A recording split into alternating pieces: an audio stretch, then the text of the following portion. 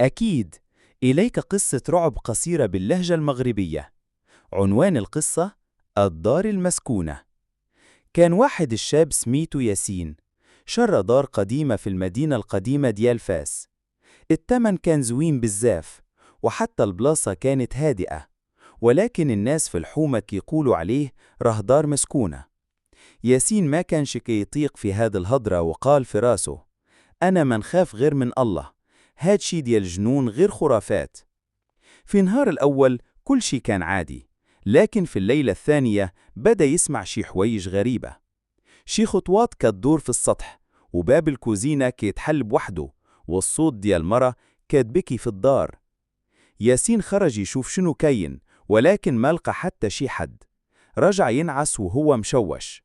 في الصباح لقى كلمات مكتوبة في الحائط بالدم: خرج من هنا، راه ماشي دارك. جاء عنده صاحبه حمزة وقال ليه: ياسين راه سمعت هذا القصة من قبل، هذا الدار كانت ديال واحد العائلة وماتوا كاملين فيها بطريقة غامضة.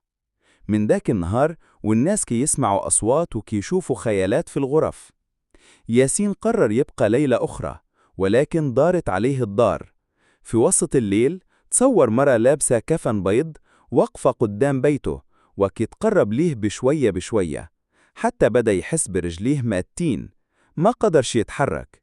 ومن ذاك الليلة ياسين ما بقى حتى شي حد شافه، والدار رجعت خاوية، وكاتسنا الضحية اللي جاية. واش بغيتوا جزء تاني أو شي قصة أخرى؟ الداد مسكونة، الجزء الثاني. من بعد ما سالينا الجزء الأول، وفاش خديجة سمعت داك الضحك المرعب اللي جاي من بيت الداد، قلبها طاح ليها في كرشها. كانت رجليها كيرتعشوا، وما قدرتش تهز يدها وتحل الباب. ولكن الفضول والقلق على الداد غلب الخوف. ببطء قربت الباب وحاولت تسمع مزيان. الصمت صافي، ما بقى لا ضحك لا وعلو، غير ريحة البخور ديال المسك مع شوية ديال الشياطة في الهواء. فتحات الباب وكانت المفاجأة: الداد ناعسة في فراشها، ولكن وجهها مقلوب للحيط، والشراشف كلها مشدوكة ومكرمشة بحال شي واحد كان كيتخبط تحتهم. خديجة قربت منها وحطت يدها على كتفها. دادا، وش بخير؟ ما جاوباتش. عاودات: دادا، انتي سمعتي شي حاجة؟ ببطء شديد الداد دارت وجهها، ولكن وجهها ماشي وجهها، كان كحل، عينيها محلولين ولكن بيضين، وفمها عريض كتر من العادة، خارج منه صوت غريب: ما خصكش تفيقيني، راه مازال الوقت. خديجة تزرات وخرجت كتجري من البيت وعيطات على خوها.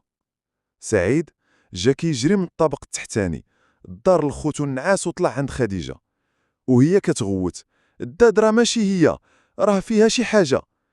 سعيد دخل للغرفة، ولكن الداد كانت ناعسة عادية، تنفسها طبيعي كأن والو موقع. خديجة بقات كتشوف فيه والدموع في عيونها. قسما بالله شت وجهها مقلوب وعيونها بيضين. راها قالت لي ما خصكش تفيقيني.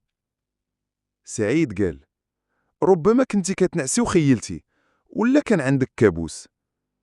ولكن من داك الليلة خديجة ما بقاتش كتقدر تنعس، وكل ليلة كانت كتسمع نفس الضحك، نفس الخطوات، ونفس الهمسات. وفاش قررت تشوف تحت سرير الداد كانت الصدمة الكبيرة. هل تبغي الجزء الثالث؟ ترقب معايا وغادي نكمل لك القصة في الرعب المثير المغربي. كتبتها لك خصيصا، وكنقدر نزيدها إثارة وغموض في كل جزء.